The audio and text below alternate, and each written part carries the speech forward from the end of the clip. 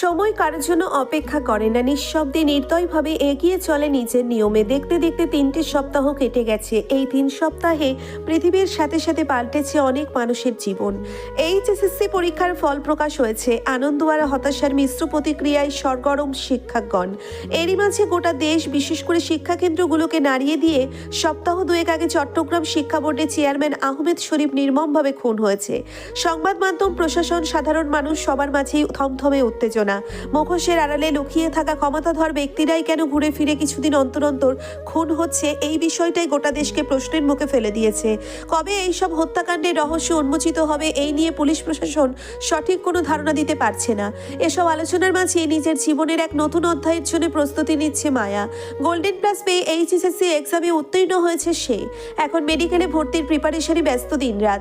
এদিকে জাওয়াদ এখন অনেকটাই সুস্থ। শরীরের ক্ষত শুকোতে শুরু করলেও মনস্তাত্ত্বিক ক্ষতগুলো আজীবন স্মৃতির পাতায় স্মরণীয় হয়ে রয়ে যাবে। গ্রে কোম্পানির দায়িত্ব থেকেও সম্পূর্ণভাবে সরে এসেছে। ও সিদ্ধান্ত নিয়েছে বাকি যে মিশনটা অসমাপ্ত রয়ে গেছে সেটাও যত দ্রুত সম্ভব শেষ করে পরিবার নিয়ে কানাডা চলে যাবে।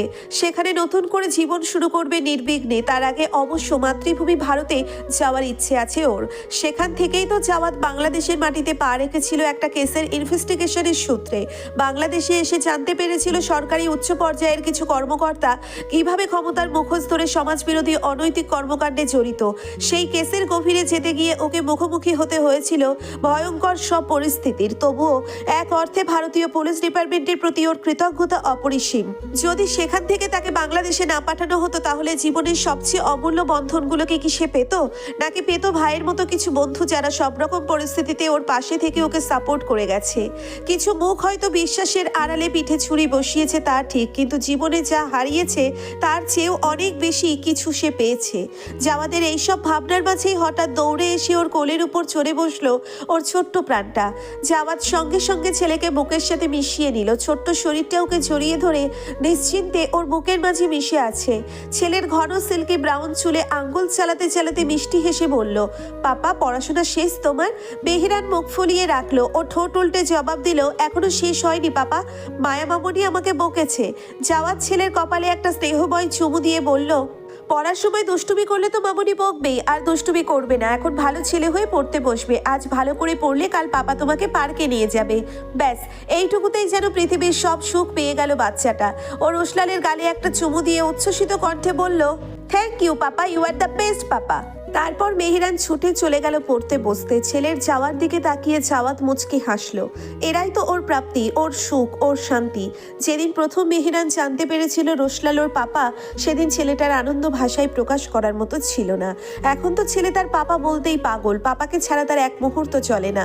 মায়া অবশ্য প্রথমে এক প্রকার শখের মধ্যেই ছিল। জাওয়াদ বেঁচে আছে এই সত্যটা মেনে নিতে ওর বেশ সময় লেগেছিল। কিন্তু জলজ্যান্ত মানুষকে সামনে দেখে অবিশ্বাস করার কোনো সুযোগ নেই। তার উপর ওর বোন তো আছেই সবকিছু নিশ্চয়তা দেওয়ার জন্য। 3 সপ্তাহ আগে জাওয়াদের লোকেরাই মায়া আর মেহেরানকে আনতে গিয়েছিল। মায়া তখন রাজি হয়নি দেখে বাধ্য হয়েই ওদের এখানে তুলে আনতে হয়েছিল। এখন ওরা সবাই একসঙ্গেই থাকে। রাতের গভীরতা বাড়ছে, চাঁদের রূপালী আলো ধরণীকে আলোকিত করে রেখেছে। দূর থেকে মাঝে মধ্যে দু একটা কুকুরের ডাক ভেসে আসছে। বেডের হেডবোর্ডের সঙ্গে এখনো পূর্বের ন্যায় হেলান দিয়ে বসে আছে জাওয়াদ। পিঠে এখনো হালকা ব্যথা আছে, তবে অভ্যেস করে নিয়েছে। এই মুহূর্তেও ফোন হাতে রেভেনের সঙ্গে টেক্সটে কথা বলছে আসন্ন পরিকল্পনা নিয়ে। কানাডায় স্থায়ী হওয়ার সিদ্ধান্তটা জাওয়াদ অনেক ভেবেচিন্তেই নিয়েছে। সেখানেও নিজের মতো করে সবকিছু করে তুলতে চায়।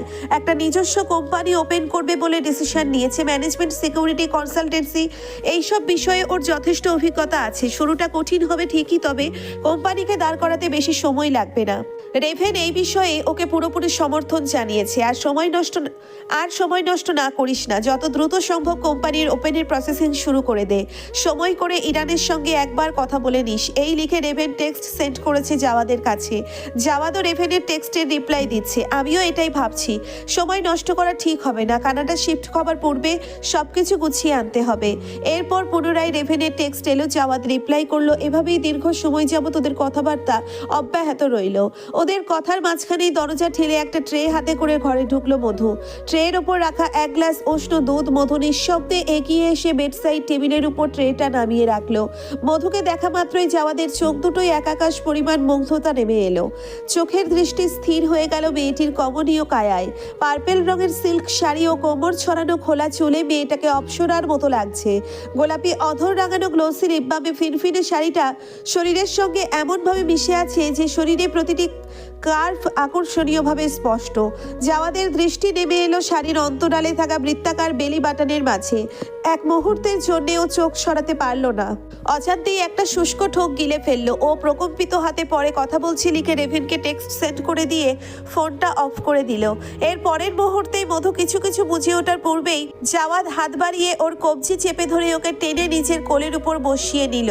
পরক্ষণেই কোনো সতর্ক বার্তা ছাড়া মুখ নামিয়ে আনলো মধুর উন্মুক্ত গ্রীবাদেশে। প্রগাঢ় চুম্বনে ভরিয়ে তুলল ওর তুলতুলে গ্রীবাদেশের নিম্নাংশ। স্বামীর উষ্ণ আদরে শিরশির করে উঠল মধুর সমস্ত কায়া। স্বাভাবিকভাবেই ওর হাত উঠে গেল জাওয়াদের শার্টের কলারে। জাওয়াদ ওর গলায় মুখ ডুবিয়ে রেখেই হিস হিসিয়ে শুধালো, জাফরান ঘুমিয়েছে? এখনো পড়ছে, দুধ রেখে এসেছি। মায়া বলেছে পড়া শেষ হলে খাইয়ে ঘুম পাড়িয়ে দেবে। জান? জাওয়াদ মুখ তুলে মধুর কাজল টানা হরিণী চোখে দৃষ্টি নিবদ্ধ করলো।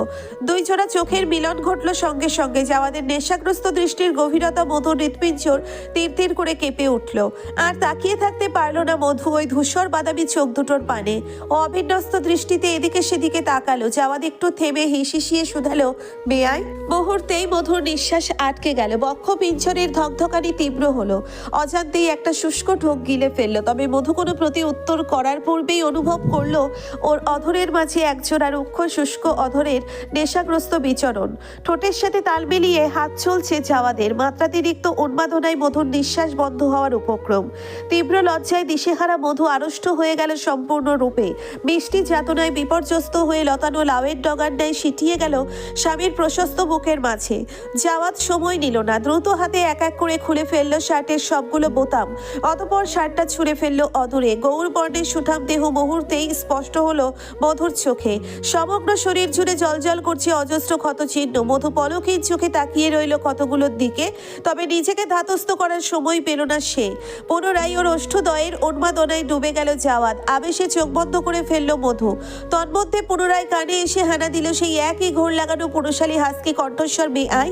মাদকীয় কণ্ঠস্বরের শব্দটুকু পুনরায় কর্ণগোচর হতেই সমস্ত কায়া শিরশির করে উঠল মেয়েটার। লজ্জায় চোখ তুলে আশেপাশে তাকাতে অবধি পারল না। মধুর সারা না পেয়ে তুমুল অনুভূতির ঝড়ে লাগাম টানলো জাওয়াদ। ওকে কোল থেকে নামিয়ে দেওয়ার জন্য উদ্যত হয়ে শুধালো, ফ্রেশ হয়ে ঘুমিয়ে পড়ো। কেন?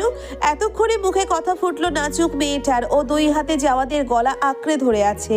জাওয়াদ এক একটা তপ্তশ্বাস ছেড়ে শুধালো, আমাকে সহ্য করতে পারবে না তুমি। মিথ্যা আশ্বাস দেব না তোমাকে। এই মুহূর্তে আমি একদম সদয় হতে পারবো না। Because I am about to go wild.